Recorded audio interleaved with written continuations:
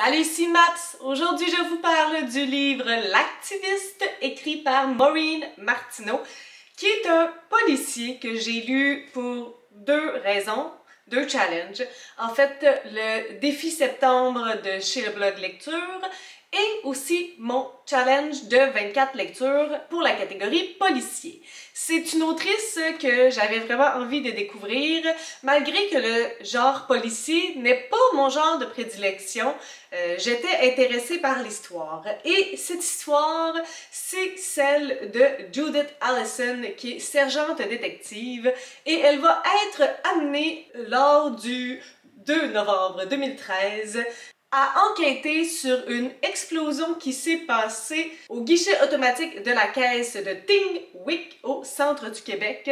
Et dans cette explosion, il va y avoir une personne qui y était. Donc, est-ce que cette personne-là va survivre ou non?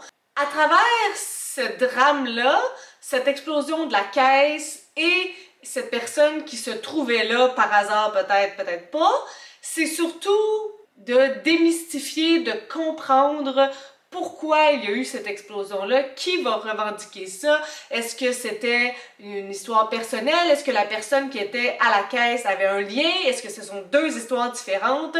Donc ça va être le travail de Judith Allison de déterminer le pourquoi du comment, et on va se rendre compte que plus qu'elle va gratter dans cette histoire, dans cette enquête-là, plus que ça va être confus et qu'il y a peut-être un grand réseau très complexe de personnes qui convergent vers un même but, et peut-être même que l'on ne saura plus qu'est-ce qu'est le bien et le mal. Est-ce que c'est une bonne cause? Est-ce que ce ne l'est pas? Que faire de tout ça? J'ai embarqué dans cette histoire-là donc, un policier, comme je vous disais, à tangente très politique. Donc, pour moi, c'est vraiment deux enjeux qui me sont très peu abordables. J'aime lire des policiers, mais je me rends souvent compte que c'est au-delà de mon champ de compétences. Et lorsque je comprends pas comment on arrive à trouver les personnes ou à suivre des filons ou à comprendre les explications derrière les méfaits, ça me choque. Je suis butée à ma propre non-intelligence. Peut-être pas de non-intelligence, mais je suis butée au fait que je suis restreinte dans ce champ de compétences-là. Je dois vous dire que ce livre-là a un haut niveau d'intellectuel, dans le sens que si vous ne connaissez pas la politique, les enjeux éthiques, ça pourrait vous perdre. Et je me suis sentie vraiment comme ça. Je voulais vraiment comprendre les enjeux policiers, les enjeux éthiques, politiques, mais j'y arrivais pas, c'était pas assez simplifié pour moi. Il aurait vraiment fallu que j'aie une coche de connaissances de plus, ce que malheureusement je n'ai pas dans ces domaines. Un autre aspect qui est difficile pour moi, et encore une fois on est dans le « je me moi », c'est la multiplication des narrateurs. Ici, on suit, oui, Judith l'enquêteur, mais on suit aussi différents personnages qui gravitent autour de l'enquête, dans l'enquête, les coupables peut-être aussi. Donc, on parcourt ces différents personnages-là de manière non linéaire ou non circulaire. On revient souvent à notre enquêteur principal, mais ce n'est pas que elle que l'on suit. Et moi, ça, c'est quelque chose que je trouve souvent difficile parce que j'arrive pas à comprendre les motivations de chaque personnage. Et si on fait juste un chapitre en suivant un personnage, j'ai pas le temps de comprendre, de camper, de suivre tout ce qui se passe. Je trouve ça personnellement plus facile lorsqu'on a une ligne directrice avec un personnage clair ou parfois deux, une alternance entre deux personnages, mais avec beaucoup de personnages, je trouve ça plus laborieux. Et j'avais déjà une barrière au niveau de la compréhension des concepts. Là, ça m'a rajouté une barrière au niveau de la compréhension des personnages. En parlant de personnages, cet enquêteur, Judith Allison, est un océan de mystère et j'aurais aimé la comprendre un peu plus. Elle semble être très impulsive dans ses enquêtes. Est-ce que c'est de même depuis toujours ou est-ce que c'est juste par rapport à cette enquête-là parce qu'il y a peut-être quelque chose de personnel? Sa relation amoureuse est aussi à la dérive. Est-ce que c'est à cause de ça qu'elle prend plus de risques ou elle a toujours été comme ça? On dirait que je voulais comprendre un peu mieux son background, son historique, la personne qu'elle est. Puis j'avais juste des filons dans cette histoire-là, forcément, mais j'arrivais pas à comprendre qui elle est. Tu sais, si elle est enquêtrice, ça veut dire qu'elle est bonne, qu'elle réussit. Est-ce qu'elle réussit tout le temps en se mettant un peu les pieds dans les plats, mais en s'en sortant parce qu'elle réussit? Ou c'était un coup de chance?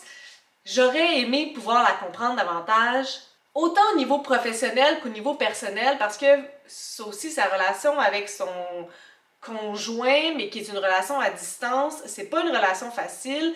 Est-ce que les comportements impulsifs qu'elle a eus, c'est à cause de cet enjeu-là, que leur relation va un peu à la dérive? J'avais beaucoup de questionnements par rapport à l'histoire, par rapport aux personnages, par rapport aux enjeux qui m'ont freinée. Ça n'a pas empêché que l'histoire se déroule vraiment très rapidement, que je tourne les pages pour arriver à la fin. On a beaucoup de revirements parce que notre enquêtrice se met dans le pétrin très souvent et ça donne des petites palpitations entre vous et moi. Donc oui, j'ai tourné les pages pour suivre son enquête, malgré que je comprenais pas tous les enjeux qui se déroulaient autour de ça.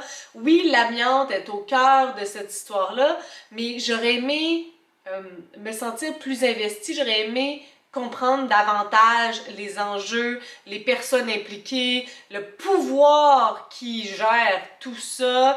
J'ai pas senti que je devenais experte dans le dossier. Par contre, je dois dire que la postface m'a vraiment bouleversée dans le sens que, oui, c'est une histoire de fiction, mais il y a des faits réels, entre autres autour de l'amiante, et de le lire, ça m'a vraiment bouleversée. Je ne peux imaginer à quel point ça aurait été dévastateur si j'avais vraiment pu comprendre tous les enjeux autour de cette situation réelle. Malgré tout, ça me donne envie de lire la deuxième enquête de Judith Ellison, qui est Une ville allumette. Peut-être que le fait que j'ai déjà rencontré l'enquêteur... On dit-tu enquêteur ou enquêtrice? Mais ici, ça dit sergent détective. Mais je pourrais être certaine que l'histoire, ça disait enquêteur ou enquêtrice. Ah, en tout cas. Donc, le fait que je connaisse Judith puis un peu son historique, peut-être que ça va me permettre de l'apprécier plus dans une deuxième histoire.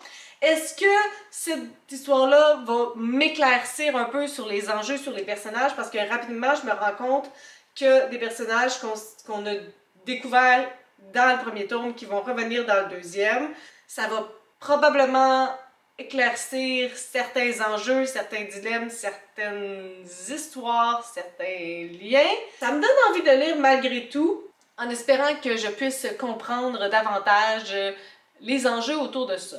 Ça sonne un peu négatif, mon histoire, mais c'est pas tant négatif que je me sentais pas le meilleur public pour cette histoire-là. Si vous aimez les policiers, si vous êtes à l'aise avec la politique, avec les relations de pouvoir au niveau politique, là, pas humaine, j'aimerais vraiment ça avoir votre avis à vous, parce que je me sens un peu imposteur de vous en parler, vu qu'il y avait beaucoup d'éléments qui me refroidissent au préalable. Ça veut pas dire que ces lectures-là sont nécessairement moins bonnes, mais ça rend parfois les choses plus difficiles.